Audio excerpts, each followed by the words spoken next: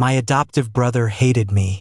When he found out about my feelings for him, the man who was always so proper and self-controlled cut me out of his life without a second thought. I thought we'd never see each other again. But when I was in danger, he took a bullet for me. As he was dying, he looked at me and sighed. Next time, I don't want to be your brother. When I was reborn, I went back to a time before any of it happened. This time, I wouldn't ask for his love. I would just be the good little brother I was supposed to be. All I wanted was for him to be safe. Oliver, stop being crazy. The familiar voice snapped me out of my daze. The man in front of me was a little younger than the one in my memory. His aura not yet so cold and detached. He still had that sharp edge of a young man in his prime. He was still in his suit, looking every bit the successful professional. He must have rushed over from the office. Walter, my adoptive brother.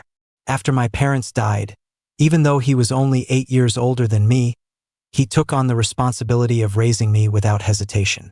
And he did a damn good job. The last thing I remembered was the sight of him collapsing in a pool of blood. His voice full of resignation. A sharp pain lanced through my heart, and my vision went black. When I opened my eyes again, I was here. My brother, who should have been dead, was standing right in front of me, scolding me in that familiar tone. The scene slowly merged with a summer from my memory. He looked at me coolly, his voice probing. Why did you apply to Westwood? I think you need to seriously reconsider. Was this a dream? I ignored him, stood up silently, and walked closer. After staring for a moment, I reached out and touched his face. It was warm. This wasn't a dream, but the aftershocks of a pain that had nearly torn my heart apart still lingered. Joy and agony intertwined with the pounding of my heart, threatening to split me in two. My nose started to burn. Oliver. He turned his head, dodging my touch, then grabbed my hand and pressed it down onto his leg. His brow furrowed. He was about to say something, but he froze the moment our eyes met. You? A moment later, he rubbed his temples in resignation, his resolve softening. His voice became as gentle as he could make it. I say a few harsh words and you can't take it? Huh? When did I raise you to be so sensitive? With that, he pulled my wrist, making me sit down next to him, and asked in a softer voice, your scores are good enough for a better school. Why Westwood? I finally remembered. This was when I was choosing my college applications after graduation. My scores were good, but I wanted to stay near my adoptive brother, so I applied to Westwood University, the closest school to home. I thought it would be a chance to get closer to Walter, but on my birthday he brought another guy home. In a tone I could never quite describe, he said, from now on, he's your other brother. Back then, I was extreme and insecure. I grabbed his sleeve and asked what his relationship was with the guy. The words just tumbled out. I don't want another brother. You're the only brother I have. If you like guys, why can he be with you and I can't? We're not even related by blood. Anger had clouded all my judgment. On my birthday of all days, I had exposed my dark, hidden desires to him. He stared at me in disbelief, then violently shook my hand off his arm. I'm your brother, he said, his voice laced with disgust. You're insane. You need to stay home and calm down. He left with the other guy. I sat alone in the trashed living room, with a birthday cake that was no longer edible, and spent the first birthday of my life without my brother. After that, he barely ever came home. Our relationship grew more and more distant. Eventually, I couldn't take it anymore and went to apologize. He made me swear on our dead parents' graves that I would never love him again. I swore it through my tears, and only then did he forgive me. But even so, we were never as close as we used to be. Like shattered glass, even when glued back together, the cracks remain. Until he found my journal. He discovered I was still obsessed, that it was filled with secret photos I'd taken of him. He finally snapped. He burned the journal in front of my face and cut off all ties with me. From that day on, I no longer had a brother. Because of my twisted love, I had lost my last living relative. The price was too high. I would never dare to try again. I couldn't let my actions derail his life again. I had already ruined Walter's life once. This time, I had to stay far away from him. I would rather watch him find his own happiness. I would watch from my dark, damp corner as his life became full and complete, even if it meant I would be in pain forever. I took a deep breath, pulled my hand from his, and looked at Walter with an obedient smile. I made a mistake, Walter. I'll go change my application right now. What did you call me? Walter asked, stunned. I never called him brother. No matter how much he tried to coax or threaten me, I had always stubbornly called him by his full name. I lowered my head to avoid his burning gaze and mumbled that I was going to change my application. I scrambled to my feet, ready to head to my room. He grabbed my wrist. He held me with a grip that was gentle but impossible to break. Hey, he asked softly. Your eyes are all red. What happened? You have to tell me. I'll help you fix it. Looking into Walter's concerned eyes. How could I possibly tell him? That I love you. That I ruined your chance at happiness. That in the end I got you killed. Covered my eyes. Don't ask, Walter. I'm just a little tired. I want to go lie down for a bit. He fell silent. And finally, he let go of my hand. I lay in bed as countless images flashed before my eyes. Arguments, distance, estrangement, death. It was all because I had developed feelings for my adoptive brother that I never should have had. As long as I wasn't in his future, he would have a wonderful, bright life. And as for me, I should stay far away from him. No pain could ever be as bad as the pain of him dying in my arms. Walter, this time I'm giving up on myself. Let's not torture each other like that again.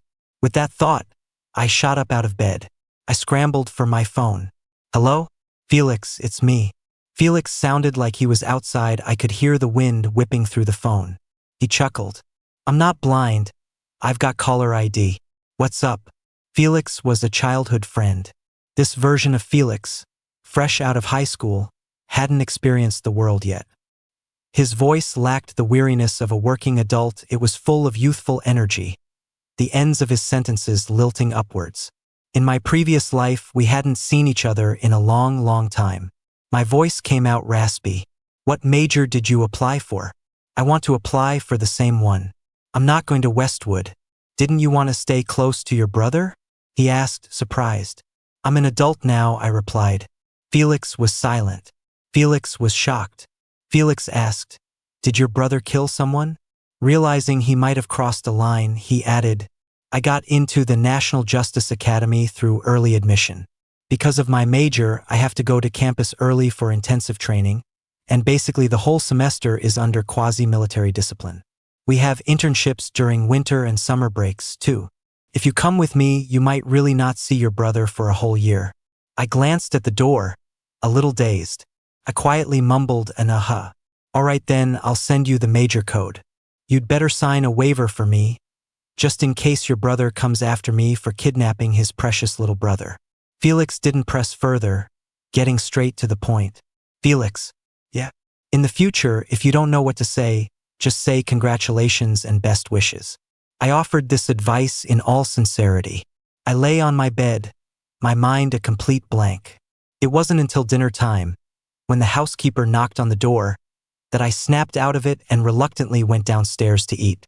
Even after a whole afternoon to process, I wasn't ready to face Walter. If you didn't come down, I was about to come up and invite you myself. The young man was already seated at the table. He glanced up at me, a smile that didn't reach his eyes on his face. I looked at the empty chair next to him, the one I always shamelessly insisted on sitting in. I used to be so fussy, demanding that he put food on my plate before I'd eat. Now, I needed to know my place.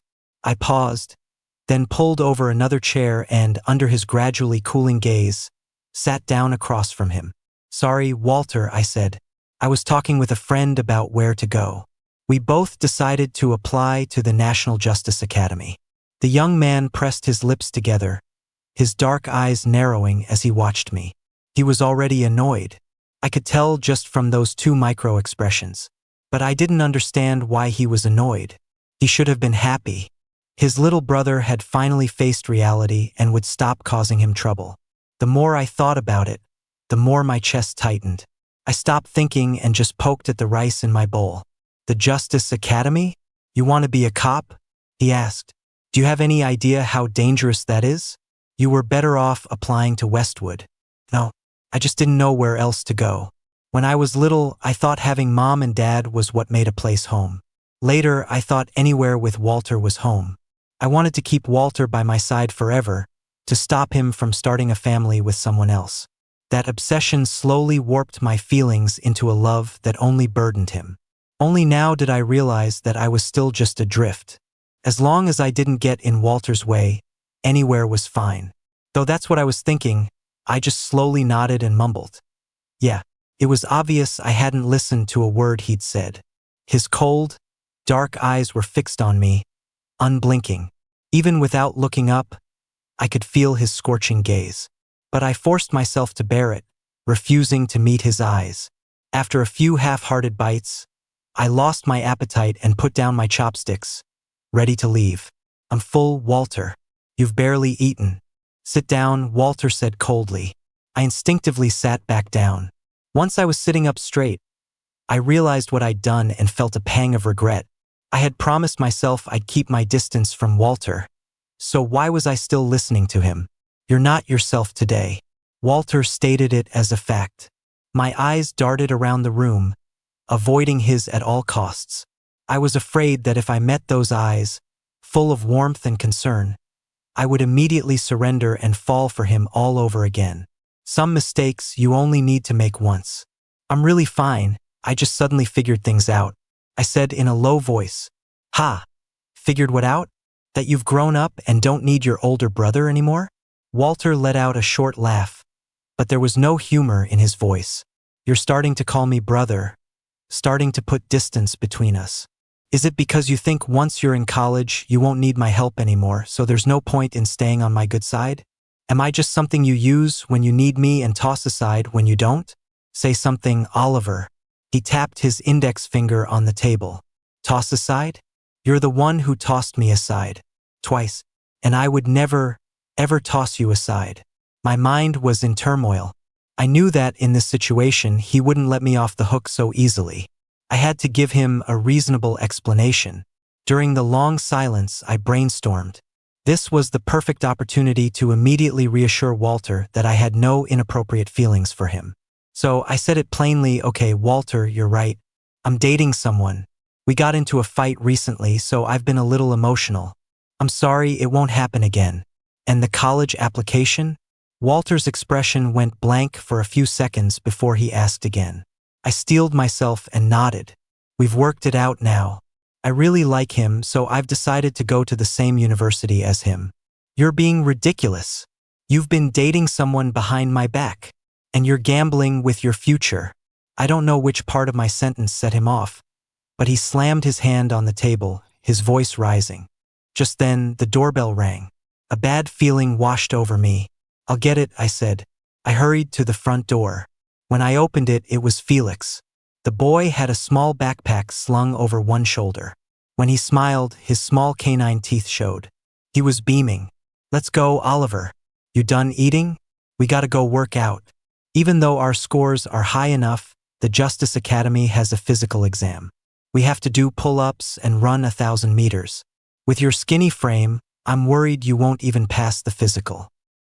He paused, his eyes landing on Walter, who had followed me and was now standing there with a dark expression on his face.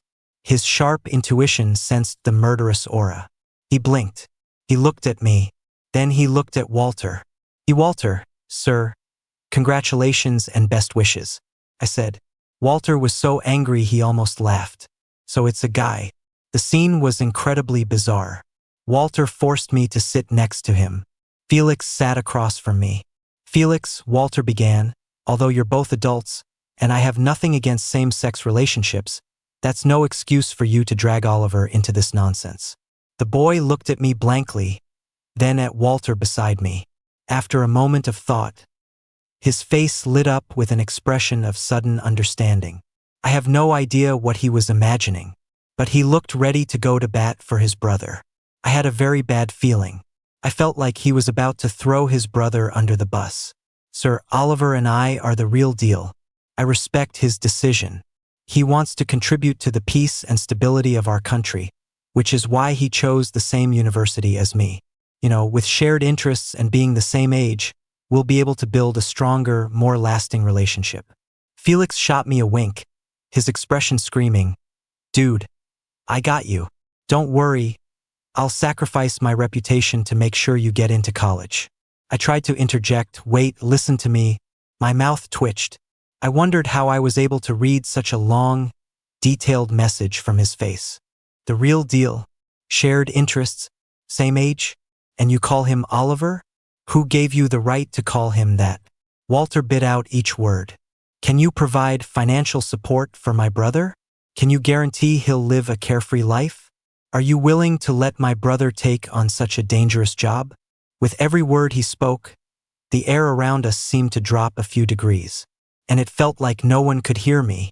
It was the middle of summer, but it felt like I was sitting next to a giant freezer. I quickly tried to signal Felix with my eyes, telling him to shut up, but clearly he misunderstood. I watched him puff out his chest. Felix said, "Sir, you make it sound like you're the only one who can do all that right now." Walter was taken aback for a second, then sneered, "Don't change the subject. If you're not better than me, what right do you have to date my brother?" The boy winked at me, signaling me not to worry, then declared with gusto, "I may not be able to now, but I'll work hard for it. After all, we're the same age, and we'll both strive to build a happy home together. Fortunes change over 30 years. Don't underestimate a young guy with ambition. Sir, please, give us your blessing." Smash! The sharp sound of breaking glass echoed through the room.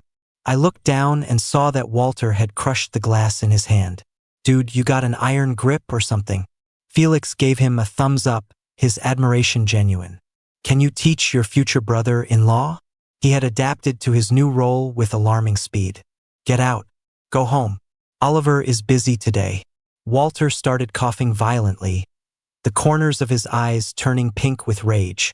He pointed at the door and said, "And I'm not your f***ing brother. I knew I was dead, so I just gave up." Watching Felix manage to piss Walter off so much that he was actually swearing was a sight to behold. Talk about a misnomer. Guess his parents were being ironic. Seeing that Walter was genuinely angry, Felix gave me a good luck. "Bro, I did my best look and bolted." That left just me and Walter in the living room, staring at each other. I tried to make a run for it too. "Walter," I said carefully, "if there's nothing else, I'll just go back to my room." The young man stared at me with ice-cold eyes. That look of complete control. It made my legs feel a little weak. I'll do the dishes," I stammered. With that, I gathered the dishes and fled to the kitchen. This time, Walter didn't say anything to stop me, and I breathed a sigh of relief. As I washed the dishes, my mind raced. It was too dangerous to stay here. What if, one day, my feelings for Walter rekindled? For Walter's sake, I had to pack my things and move out as soon as possible. That afternoon, I had already started talking to a few landlords on a rental app. Walter had given me a lot of money over the years. If I was frugal, I could probably cover tuition and living expenses for all 4 years. That way, I could become more and more like a stranger to Walter, and he could live his life properly. And since he wouldn't be in my life anymore, it didn't matter what happened to mine. Complete strangers. A bitter smile touched my lips. It was the best possible solution to this dead-end situation. After putting away the dishes, I turned to leave. I found Walter standing at the kitchen entrance. I don't know when he got there. He was leaning against the doorframe, a belt in his hand, his expression grim. I instinctively took a step back. "Walter, dating someone behind my back. And I just got a call from a landlord. You're planning to move out behind my back, too. Finished with high school and suddenly you've got wings. Huh? What's the next surprise you have for me? Showing up with a baby and telling me I'm an uncle? Or are you planning to cut ties with your brother altogether? Oliver, you've got a lot of nerve treating your brother like this." I swallowed hard, watching him lightly tap the belt in his left hand against his right palm. I knew he was serious this time. The last time he'd spanked me, I was 8 or 9 and had misbehaved. In my last life, even when he found out I was in love with him, he never did this to me. "Walter, don't be angry. There's a reason for all of this." The young man looked at me coldly and sneered. You little liar. I'm not trusting you for a while. If you don't want me to get rough, you'll bend over the table. Do it now. Back to me. I ended up on my bed. The heat still hadn't faded from my face. It was so humiliating. Even though Walter hadn't hit me hard, my backside still burned like it was on fire. Every time I thought about it, Walter's cold voice echoed in my ears. 10 swats. You count. If you get it wrong, we start over. Just like when you were little. Even though Walter had always spoiled me as a kid, he never went easy on me when I crossed a major line. He knew the spot was fleshy, it hurt like hell, but it did very little actual damage, making it highly effective. So every time, this was his go-to move. Smack! The belt landed on my clothed backside. I clenched my fists and squeezed out through my teeth. Throughout the whole process, no matter what I said, Walter didn't respond. I don't know why, but in the midst of that pain, I felt the heavy burden I was carrying start to lighten. After the final swat, the tears I had suppressed for so long, a mixture of regret and bitterness, finally fell. 1 drop, then 2 landed on the bed. I heard the belt being set aside. He must have seen my back trembling uncontrollably because he quickly walked over. He knelt down to face me. In his dark pupils, I saw my own red-rimmed eyes and the 2 tear tracks on my face. His cold facade shattered. The young man sighed, and when he spoke again, his voice was tinged with bitterness. Sweetheart, we don't have a safety net. Ever since you were 6, I've raised you with my own 2 hands. You're the closest, the only person I have left in this world. My greatest wish in life is to see you live a happy, carefree life. I don't want you to ruin your own future, even if it means people will call me a dictator. Don't hate me. Don't resent me. Just think about it and then come talk to me. Okay? He gently wiped the tears from my face. You're all I have. It had been so long since he had spoken to me with such a gentle tone. He ruffled my hair. I'll go get you some cream. Put it on, you'll be fine by tomorrow. While he went to get the cream, I went back to my room. I'm all he has. I sat up on my bed. I looked out the window at the heavy night sky. The feeling of oppression that had just dissipated came rushing back. Walter, I made you angry and worried again. In my last life, I kept you from your happiness and caused your early death. In this life, just changing my college application made you worry and get angry. It feels like I can't do anything right. A knock came at the door. Oliver, can I come in? Come in, I said. He came in holding the ointment and a glass of warm milk. Seeing me standing by the bed, Walter's expression darkened, his thoughts unreadable. I'll put the cream here. Remember to apply it before you go to sleep. And drink the milk, it'll help you sleep. Walter placed the tube on the table. I didn't have the energy to speak, so I just nodded. Seeing that I was still listless and withdrawn, he didn't say anything else. He just stood there watching me for a long time. In the span of a single day, a chasm had suddenly opened between us. He was probably baffled, wondering why the little brother who had been playfully asking for rewards just yesterday had suddenly become this way, repressed, pained, and silent. He was probably waiting for me to say something, anything, so he could glean some clue from my words about what had happened to me. But I remained silent. It was a wordless resistance, a form of verbal violence. He couldn't bear it any longer and left the room, his shadow trailing behind him. Hearing the door click shut, I finally let out a breath of relief. I opened the window. On this midsummer night, a cool breeze rustled the hem of my shirt. Walter thought that since I was only 5 or 6, I wouldn't remember, so he never brought it up. But I remembered everything. I remembered how my mother died. She was sitting on the windowsill of her hospital room, singing a song from her favorite musical. When she sang the very last note, she jumped. She had given me money to go buy candy. I had just bought the candy and was excitedly walking back toward the building. I saw it happen. Thud. I've almost forgotten what my mother looked like, but the sound of her body hitting the ground was deafening. I'll never forget it as long as I live. I sat on my windowsill, my legs dangling slowly. Wide awake, I passed the first night of my new life. I'll become a cop. I steeled my resolve. It wasn't just to get away from my brother.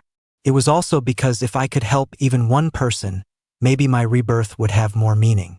I'm an atheist, but I figured I should rack up some good karma. Since I was able to be reborn, if reincarnation is real, maybe in the next life, I can hold my brother's hand without hiding. Where I love my brother. And my brother loves me too. I didn't change my college application. Walter tried to talk to me several times. I refused to budge, explaining over and over again my reasons for choosing the Justice Academy. He was completely out of options. He sneered, "You stubborn mule. Go ahead. Go so far away. If you die out there, don't expect me to come collect your body. I'll video call you every day, Walter. And I'll come back as soon as I have a break." I held his hand and promised him earnestly, not mentioning that the academy also organized mandatory internships. I had figured it out overnight. I couldn't just sever all ties with Walter at once. Not only would Walter go crazy, but I wouldn't be able to handle it either. I had to do it slowly, little by little, like boiling a frog in warm water. That way, Walter would gradually get used to it. Besides, I'd be so far away. Even if I didn't call, I could just say a general in the field isn't always bound by his sovereign's command. Walter's expression finally softened a little. He huffed. "Fine. At least you have some conscience. Since you're so set on this, I have one condition. I'll be the one training with you. You're not allowed to be with that Felix kid," the young man said. Although his face was stern, the corners of his lips were turned up slightly, and his voice was much gentler. My excuse had fallen apart after Walter found Felix's parents. Felix had sent me a text. He also sent me a message. "I can't help you anymore, bro. If I lie again, my old man is gonna ground me until I'm 30. From that short sentence, I knew Walter had gotten his revenge on Felix. Looking at Walter now, I wisely swallowed all my arguments. I obediently nodded and said okay. Time flew by. In the blink of an eye, it was time for school to start. Walter drove me. Naturally, Felix hitched a ride. When Walter saw Felix at the door, grinning from ear to ear and calling him brother, his mouth twitched violently. When his gaze fell on me, I scratched my head awkwardly and said, "We're going to the same school, Walter. It's on the way." Walter glanced at Felix and got into the car first. I knew that was his reluctant approval. In the car, Walter reminded me of things over and over again. I listened to every word. This was the first time in 2 lifetimes that I was traveling so far on my own. I thought, I need to learn to be independent and fast. At the police academy, it was 5 a.m. wake-ups and 10 p.m. lights out. Every day was packed with training, meetings, and activities. With this pace of life, I had a lot less time for my obsessive thoughts. Felix became my roommate. Of our other 2 roommates, one got permission to live off campus, and the other was in a relationship and spent all his time doting on his girlfriend outside the women's dorm. So I used this time to call Walter every single day without fail. Yeah, Walter, I was first in my squadron on the last exam. Top marks in every subject and first in the department too. There's a scholarship. I'll treat you to dinner with it. Okay, lights out soon, the inspectors are coming around. I'll talk to you later. After I hung up the phone, Felix asked curiously, "You and Walter aren't blood brothers, right?" "Yeah." I had just hung up and nodded at his words. Felix said, "You're in love with him." Came out of nowhere. Completely blindsided. My eyes went wide as I stared at Felix. Thank God no one else was in the dorm, or I wouldn't have been able to talk my way out of that one. "Hey man, I've got 20/20 vision, Felix said smugly. "And I think your brother might like you too. Why are you guys so awkward on the phone every day? You should learn from our other roommate. The way he talks to his girlfriend is sickeningly sweet. That's not how you do a relationship." Did he have any idea how shocking the words coming out of his mouth were? In the time we'd been here, I had become completely certain that he was straight. But why was a straight guy so accepting of all this? My head started to ache. I let out a long sigh and shook my head. It's not as simple as you think. He doesn't like me. In the short term, we were still brothers by name, living together. He had inherited his parents' business, started his own successful company, and his career was thriving. If word got out that he was involved with his adoptive brother, the public backlash would be devastating for him. In the long term, a whole lifetime and his own life already stood between me and Walter. I no longer had the courage or determination to cling to him and insist on trying like I did before. And that was all assuming he even liked me in the first place. Based on my last life, I could only conclude that he was just habitually good to me. His feelings for me were just familial affection born from us depending on each other for so long. That was it. His last words were still, "I don't want to be your brother." I really was a huge burden to him as a brother. "He doesn't like you?" The handsome boy narrowed his eyes, a calculating look on his face. When I told him I was his brother-in-law, his face turned green. For some reason, the memory of Walter's livid face made me laugh. But as I laughed, I started to cry. I wiped away my tears and said, "Felix, he doesn't like me, and he shouldn't." The boy fell silent. He pulled out a few tissues and handed them to me. After a moment, he said softly, "I'm sorry." He was perceptive, always able to see the truth behind a facade or a change in emotion. But because he was so perceptive, he lacked subtlety. Felix couldn't empathize with the story. He did what he thought was right and would solve the problem most directly. If you like someone, you should pursue them boldly, casting aside societal norms. People in love should be together. In his eyes, it was as simple as eating when you're hungry. But in situations like this, the correct path was actually the wrong one. I said, "It's not your fault, Felix. I'm changing my major." Changing my major wasn't a small thing. Even after the professor confirmed my choice multiple times, I still had no intention of telling Walter. Since I was grown up now, I would make my own decisions. Contrary to what Felix had found out, there were no internships for freshmen. Winter and summer breaks were as usual. My brother came to pick me up.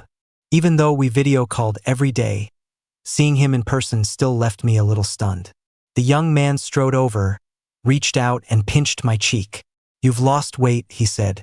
Though he only said those 2 words, I could hear the hoarseness in his voice. His eyes were a little red, too. I smiled and said, "What are you talking about, Walter? I eat well and live well here. Plus, I work out every day. You should be saying I've gotten stronger." "You've been through a lot," Walter said. "Even if you don't become a cop, I can still support you. I can't let you support me forever. After you get married, it's not like you can keep a room for me in your new house," I said. I could already joke with him about these things. Walter froze, his expression stiffening on his face as if a computer had just lagged for a few seconds.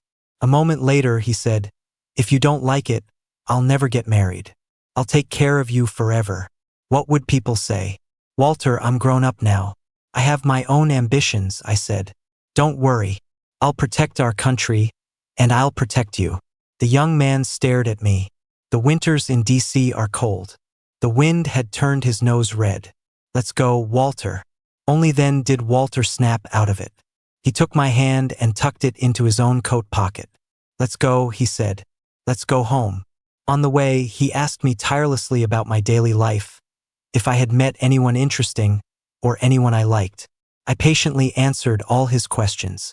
I sketched out a picture of my life for him, filling in the time he wasn't there. On the high-speed train, he just rested his chin on his hand and watched me with a smile. It felt as if the chasm between us had disappeared, and we were back to how we were at the very beginning. We were close brothers, the kind who could trust each other with their lives. "Let's just stay like this, Walter. This is pretty good, too." Everything changed in the second half of my junior year. On a night of torrential rain, I was suddenly jolted awake by my phone vibrating. I was alone in the dorm. I propped myself up, squinting at the caller ID. It was Walter. I was instantly wide awake. He wouldn't call me at this hour unless it was an emergency. I quickly answered. "Walter, what's wrong?" "Oliver." A hoarse, deep voice came through the phone, as gloomy and damp as the storm outside. "I'm at the school gate. We need to meet. It's so late." "Why are you? Never mind, wait for me. I'm coming now." The sense of unease in my heart grew heavier. Did something happen at home? What could make him rush to DC in the middle of the night?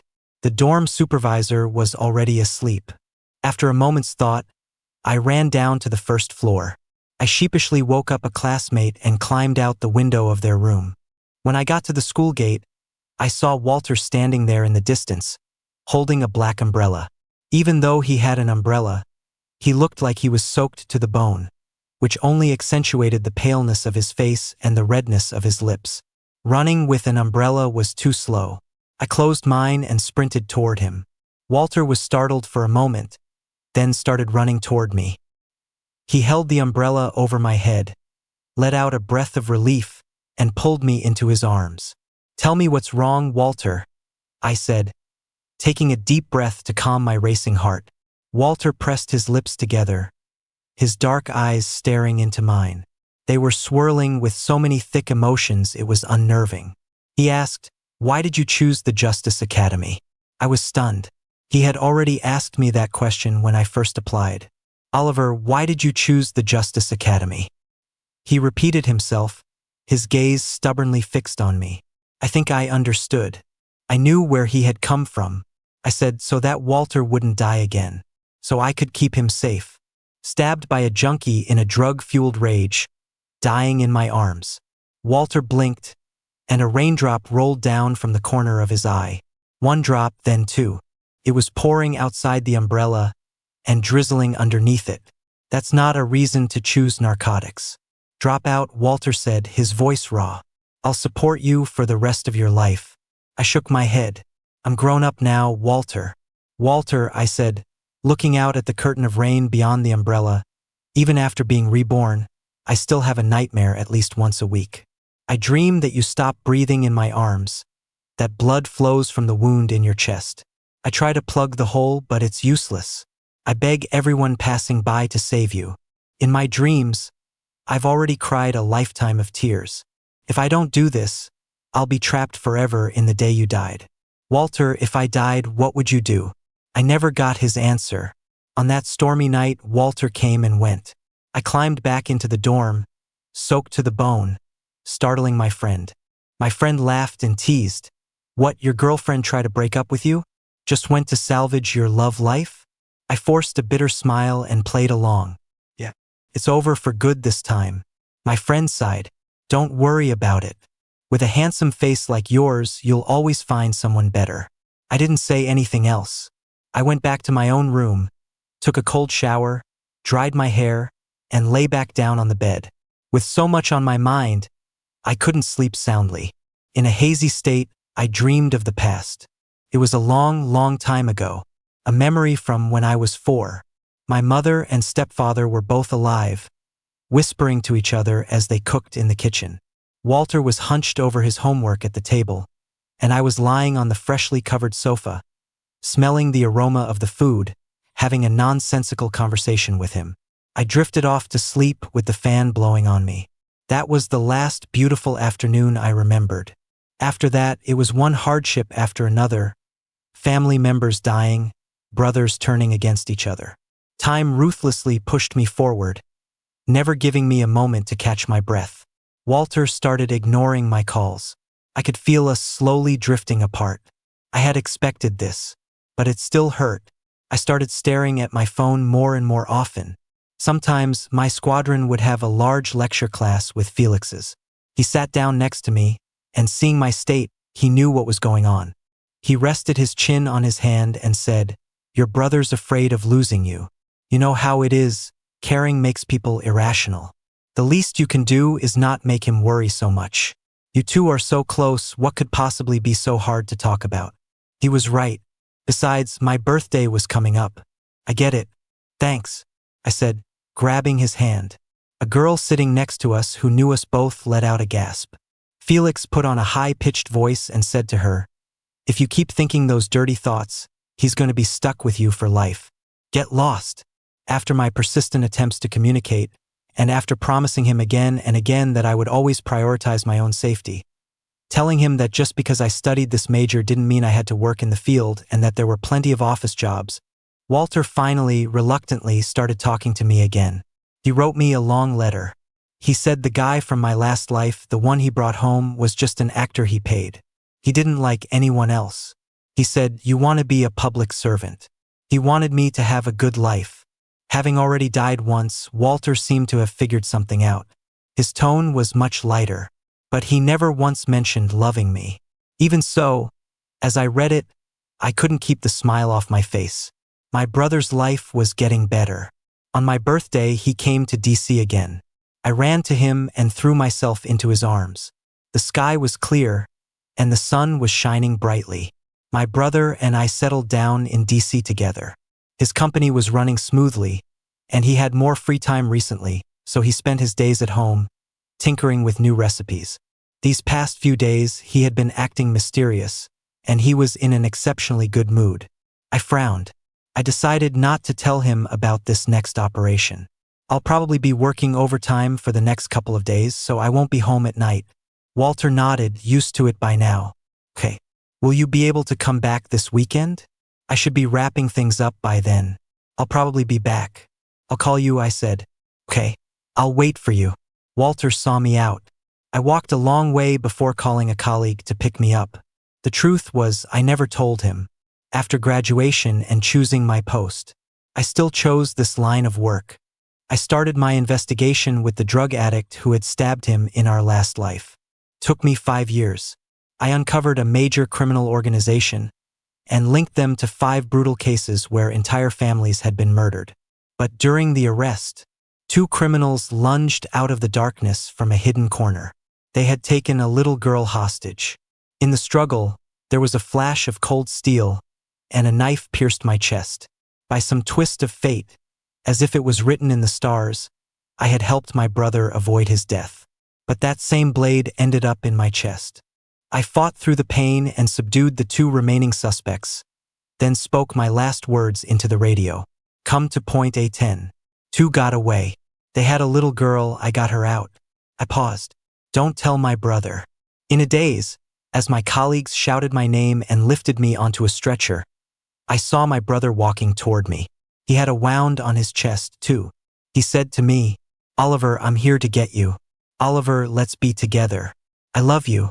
I love you too, brother.